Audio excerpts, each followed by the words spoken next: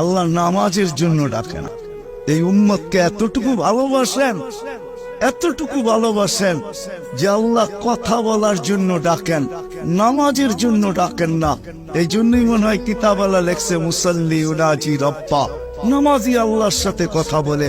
রাত্রটা যখন পার হয়ে যায়, সুবে সাদেক যখন হয়ে যায়, তো আল্লাহ চিৎকার দিয়ে মনে হয় বলতে থাকেন, রাতটা পার হয়ে গেল, তোর সাথে কথা হইল না, জলদি একটু উঠ না, একটু আয় না, তোর সাথে একটু কথা বলি না।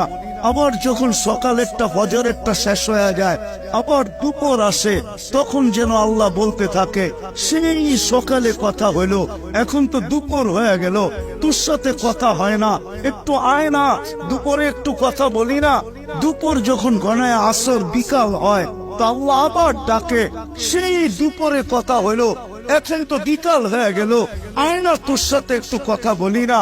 বিকালের পরে যখন সূর্য ডুবে যায়, তো আল্লাহ আবার বলে, সেই বিকালে কথা হইলো আর সূর্যটা ডুবে গেল, এখন তো রাত্রই হয়ে গেল, আয় না, তোর সাথে একটু কথা বলি না, যেটাকে মাগরিব বলে। আপনি বলবেন এশারের সময় কেন কথা বলে? আমার মন বলে এশারের সময় মনে হয় এই জন্য কথা বলেন যে একটু পরেই তো ঘুমায়া যাবি, কাল সকালে উঠাইলে তো উঠবি, যদি না উঠাই তো আর কোনোদিন উঠা হবে না, চিরদিনের জন্য নিদ্রা হয়ে যাবে, তোর সাথে আমার কথাও হবে না, একটু পরে তুই ঘুমায়া যাবি, আয়না শেষমেশ তোর আর আমার একটু কথা হইয়া ঘুমা। আমার তো মনে হয় আল্লাহ কথা বলার জন্য ডাকে, নামাজের জন্য ডাকে না।